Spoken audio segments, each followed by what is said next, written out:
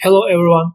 In this video, I will introduce a case study in China and I will evaluate sustainability performance of Beijing Farmers Market small-scale farming cooperative. First, let me give you a brief information about the participatory guarantee systems because the Beijing Farmers Market uses PGS standards and regulations. PGS is an alternative of third-party certification, and this is the locally focused quality assurance system.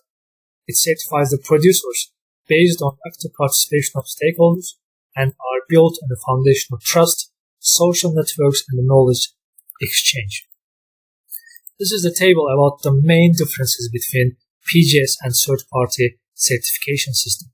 And we have some basic parameters which will enable us to make a comparison between the third-party certification and participatory guarantee systems.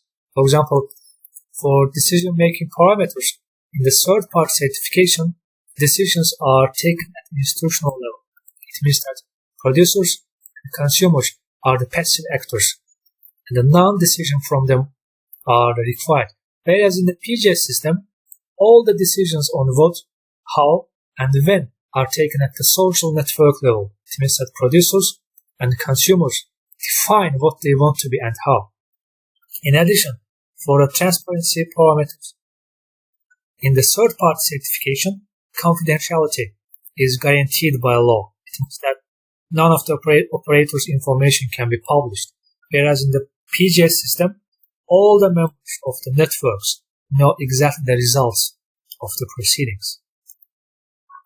So, International Federation of Organic Agriculture Movement have recorded in its PGS database 223 PGS in 76 countries, with at least more than 550,000 producers involved and almost 500,000 producers certified. PGS standards had also been recognized as a guarantee system under the national organic regulation by 10 countries, such as the Brazil, Mexico, and India. This is the brief information and introduction of the PGS participatory guarantee systems. So let's move on the case study. The objectives of the case study are exploring the role that the Beijing Farmers Market or PGS systems could play in the transition towards sustainable agriculture. Then evaluating how Beijing Farmers Market are governed in terms of environmental, economic, and social aspects. And then determining the risky areas or hotspot issues in the farming activities for making improvement in order to sustain Beijing Farmers Market. Here, risky areas, hotspot issues means trade-offs. So why synergy and trade-off assessment are vital in sustainability? Because given the interconnection between sustainability goals, it's obvious that some goals can be mutually reinforcing while others compete in the pursuit of sustainability. That's why understanding synergies and the trade-offs will allow the policymakers and other stakeholders to understand the hidden consequences of the preferring one intervention or approach to another. That's why the assessment of synergy and the trade-off are vital, especially in the sustainability. This is our SAFE performance report, but before interpreting this report, as you remember, last time I have introduced SAFE tool and mentioned that this tool includes 4 steps: mapping, contextualization, indicators, and reporting. And indicator section, we have 2 main indicators related to the good governance dimension, environmental integrity, resilience, and social well-being.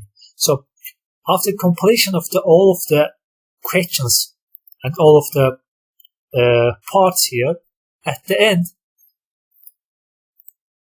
sustainability performance report will automatically appear. So in our case, our sustainability report will look like this. So let's interpret our report.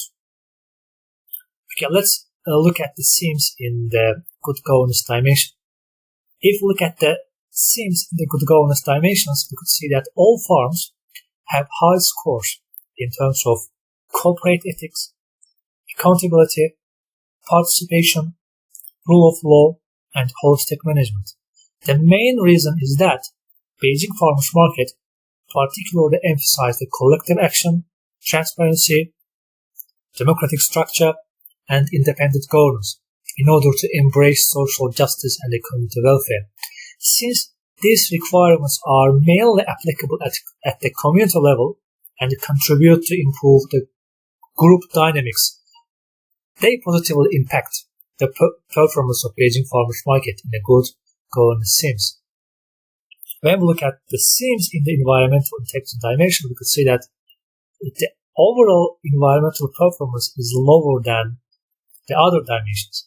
But this low score is attributed to the fact that almost 90% of the member farms find themselves in a location where the high groundwater withdrawals exist due to the intensive agricultural irrigation, even they may not contribute to water supply problems or ecosystems or human water users.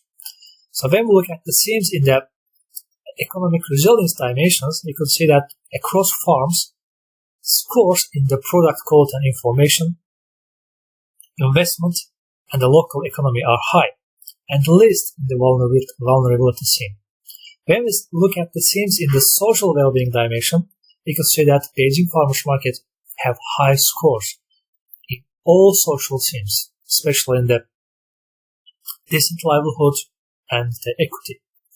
Farmers have access to information and knowledge through the regular farm visits, sharing meetings, and discussion with the consumers, scientists, and researchers. Of course, these interactions also help them to increase their management and production skills, which are considered vital for their livelihood development. In addition, the trust between the farmers and consumers have also created a committed and supportive consumer base, which in turn the consumers have become increasingly receptive to the farmers' products.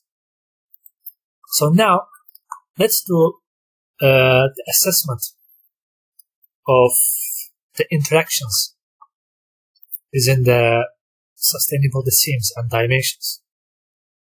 Before, I would like to show one data set for each of these indicators, sub-schemes, schemes, and the dimensions. I have spent almost 6 or 7 months to collect all of the data from farmers, from the member farmers. So first, I have to select these points. This is the sustainability scores, sustainability performance scores for each sub-scheme. Then let's go to the SPSS program, integrate our data sets into the program, then go to the analyze section, correlate, variate. First, Control A, we have to transfer all of these variables into the right hand side. Then we have to click this button, choose the Spearman, and OK. Here we are. This is our synergy and trade-off assessment. This is the result of our synergy and trade-off assessment. But I have cleared this data. I will show you our final scores. Here we are. This is our final trade-off and the synergy assessment table. So let's interpret all of these results. If you look at this table,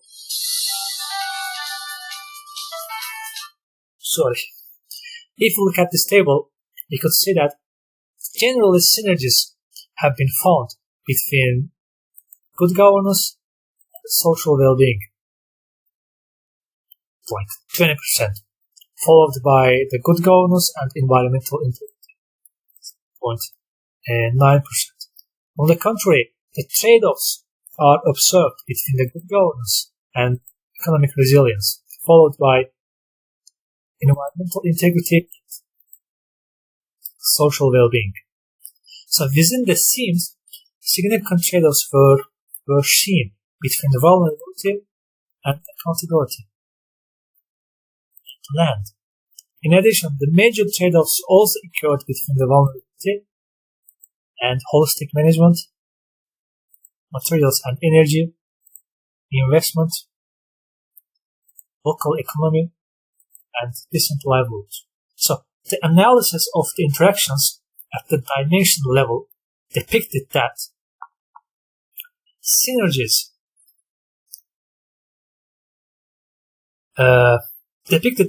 were observed is the good governance dimension and other dimension, which emphasize the importance of good governance dimension on the level of the performance in other sustainability dimensions. On the contrary, several trade-offs were observed is the economic resilience dimension, is the other dimensions, emphasizing that special attention is needed to improve the economic sustainability, especially vulnerability theme. In addition, I also found that in some cases, especially on the soil quality sub-theme, farmers have far exceeded the proposed threshold levels, especially for the soil K and P content, P level, which in turn could pose threats to environmental sustainability in the future, so that the mutual exchange of information with the extension agencies can help farmers to gain a clear insight into the balanced fertilization in order to rationalize soil K and P level, even if the majority of farmers do not consider that is necessary to get extension services.